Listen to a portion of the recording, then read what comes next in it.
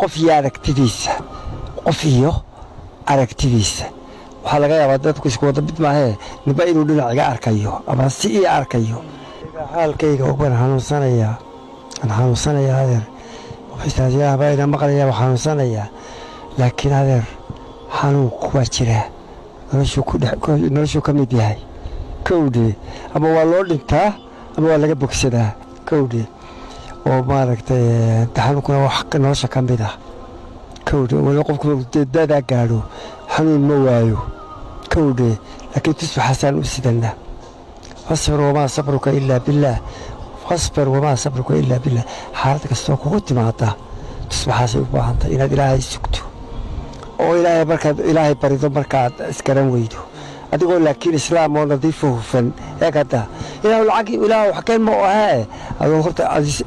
adoo nadiifa oo hufan oo caabida markaas ilaahay la bariyaa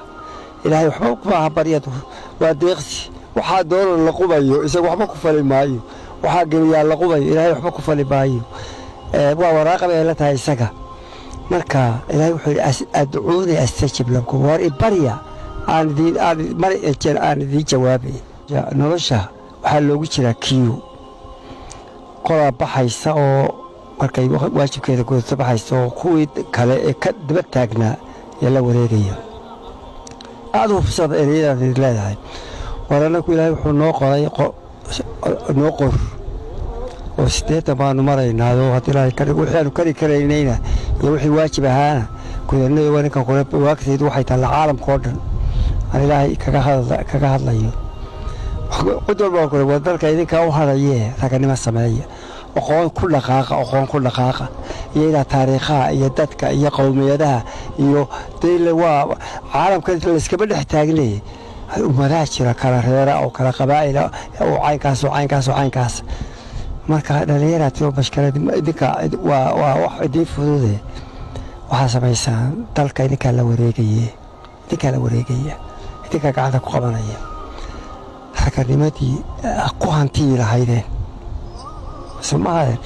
ku hanti ku meel bari lahaydeen kuwa idinka dambeeya ku simi lahaydeen hataa doonayso inaanay bashkaradi jirin horta kow waxaynu u baahannahay islaamnimo ilaaha hodanka qaniga ah ayayna abuuray wuxuu yidhi adcuuni astajib lakum waari baryaan waxaa u baahantiin idinsiiye hadda waxaa yeelaysaa dhallinyaroy annaka waajibka noloshay waxaa la yidhi dhalka markaa wareejiya xilka oo qofka xilka u dhiibaysaan la dardaaranku waa inta xay la yahay badala dhintoon dardaaran ma jiree inta xay la yahay baa la dardaarmayaa dhallinyaroy nasiib waaba nasiib badan tihiin baladar inta dib u faaleeya